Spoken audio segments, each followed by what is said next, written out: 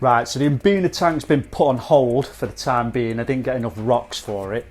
So we're going to put that video to the back for a bit so I can get a full video of it all set up.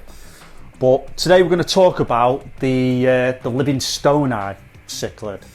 So it's a hap, so it's a type of hap. They mix really well with other peacocks and haps, and it's an ambush predator as well. So a lot of people might be put off by that, but it's generally quite a relaxed fish. So they have a similar pattern to the Livingstonii Cichlid, but I just think there's a little bit more to them. So it's a little bit of a different coloration, but the same sort of pattern. So it's like a cow print, a giraffe sort of pattern, and they have these big heads, obviously with them being ambush predators, but the coloration can really vary on them. So they're a little bit like chameleons, so they can change colour quite quickly compared to other African cichlids based on their mood. So if I chuck new fish in here, this guy would get fired up and you wouldn't even be able to see this pattern on it anymore. It'd just go bright blue all the way along. So it'd just be a bright blue fish, get really fired up, and then this pattern that it's got almost becomes invisible. So they're really cool fish to watch. And what else makes them good as well is if you want to keep them in a species only tank, or do any sort of breeding with the fish as well.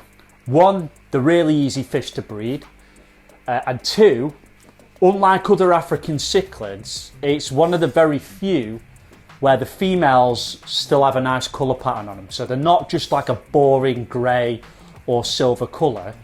The females will still have this cow print pattern on them. So if you have a species only tank with a couple of males and a few females, you can have something that looks really cool and you're not having boring fish in your tank, because that can be a problem with African cichlids when you're looking at breeding them. You can't really have like a breeding tank as a display tank, because some of the females of these fish are quite boring looking fish. They're really dull. But with the Livingstonii, obviously they've still got that colour pattern on them. The males, the way you can differentiate with them is the males will have the blueness to them. So typically the head and the face will be blue, and then they'll have sort of the egg spots on the anal fin as well, which is how you differentiate the sex between them. But the females are still stunning fish. So as far as tank mates go, you can keep these with peacock cichlids and other haps, common haps. Even predatory haps, you can keep them in them tanks as well. This one is an ambush predator. So I've always kept them successfully in peacock tanks. They tend to be quite placid. They're not the most aggressive African cichlid from my experience. But what I will say is, if you're going to get them and mix them with peacocks, make sure you get them the same size as your peacock cichlid. So what you don't want to do is have a big Livingstone Cichlid and then a load of small peacock cichlids, because then they can get a bit bullyish. Typically they are ambush predators as well. So yeah, make sure you get peacocks that are the same size, if not a little bit bigger than your Livingstone.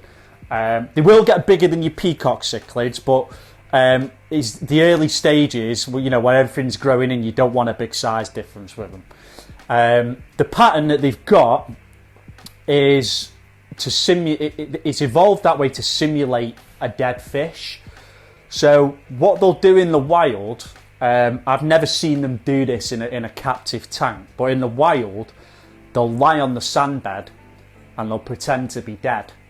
And what they'll do is they'll wait for the smaller fish to come over, start trying to pick at them thinking it's a dead fish and scavenging, and then bang, they'll just snap up and swallow them. You can see with these fish they do have a big head and a big mouth, and that's evolution, because they're ambush predators. So it's to swallow them fish up quick. But all in all, in captivity, I've never had an issue with them. They've always been really placid fish. I've never had any aggression problems. That's not to say that you won't get them, but I've found them to be relatively peaceful with peacocks and haps. So they're typically from shallow open water spaces in Lake Malawi. There is another lake that they're native to in Africa as well, where you can find them. So, but when you're scaping, obviously they don't want loads of rocks in there, big sculptures. Like I say, with peacocks and haps, scape low, scape minimal. Make sure you've got a sand substrate as well. Your diet with this fish, they are predators, so you want a very heavily protein based diet. So that's your frozen brine shrimp, frozen krill, insect based foods, carnivore pellets, bug bites, things like that. So high protein diet is really what you want to be feeding these fish. As far as your tank size goes, you really want a big tank if you're going to keep these fish, because they can get up to about 10 inches in size. So you want to give them lots of space, make sure they've got room to turn around in the tank. So I'd say you're going to need at least a 500 litre tank as a bare minimum if you're going to be keeping these fish long term. They do when you do buy them in the shop, you do usually find them quite small, but they do grow very fast and they grow very big. So if you are planning on keeping them, make sure you've got a big tank so you've got a lot of room for them to grow into as well. So I'll give you a few images of this fish in my tank close up, where you can really take a look and appreciate the intricate patterns on the fish. And then there's a couple of examples here of what they look like when they get a little bit bigger and the body starts to thicken up and they start looking like an adult fish.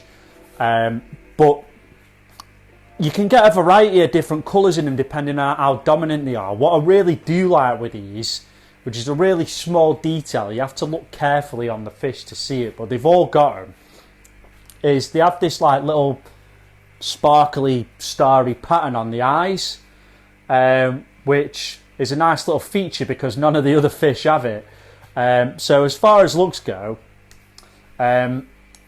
although they're not bright red and yellows and all that, I think the pattern and the little details on them just makes them a really beautiful fish. Right, so these guys, they've got a long lifespan as well, so they'll live for about 10 years. So if you are planning on keeping them, it's going to be a fish that you're going to have for a long time, something you're going to be able to get attached to, and they're just really cool to watch. They change a lot over time, they have really fun behaviours. Although they have got the reputation of being voracious predators and they're ambush predators and they have these sneaky ways how they catch fish in the wild, I've never had an issue keeping them. I've always found them to be relatively peaceful, not bullying other fish. That's not to say it's not going to happen, because I have seen cases where they have been quite feisty, which you will get with any type of fish, but typically I've never had any problems with them. As long as you keep the size when you're getting them initially, as long as you make sure that it's the same size as the other fish and those other fish can't fit in its mouth for a snack, you should be okay. They do have quite a cool way of sort of showing the colours. So like I said, they're very chameleon-like. I'm not saying they go all different colours of the rainbow, but when I say the chameleon-like, what I mean is they can change colours quite fast.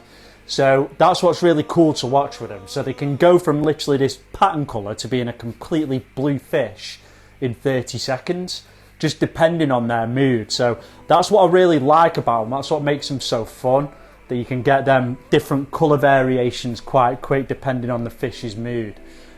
Typically though, in the natural state, you'll have that pattern on them and then they'll just have the big blue head. Depending on how dominant they are, you could get different variations in colour as well. Here's all your water parameters for them. So exactly the same as any African cichlid. If you've already got an African cichlid tank, you should already know these anyway. But generally as well, they are a hardy fish, so they're not very sensitive to fluctuations in your water parameters. They're quite a hardy fish, so they're relatively easy to look after. So they're sort of an intermediate level fish. Obviously the difficulty comes in with the aggression, which it does with any of these fish, and it's finding a balance. And obviously if you've got the right tank size and everything as well, you shouldn't have any issues. Would I recommend get this fish? 100% yes. It's one of my favourite African cichlids. Like I said, they're so much fun to watch. They've got their own little personalities and really easy to keep. The dietary needs are quite simple and straightforward. They mix well with all your other peacocks and haps as well, and generally peaceful. So if you've got a bit of experience with African cichlids and you know what you're doing, you should definitely get one of these if you've not had one, because they're really cool looking fish.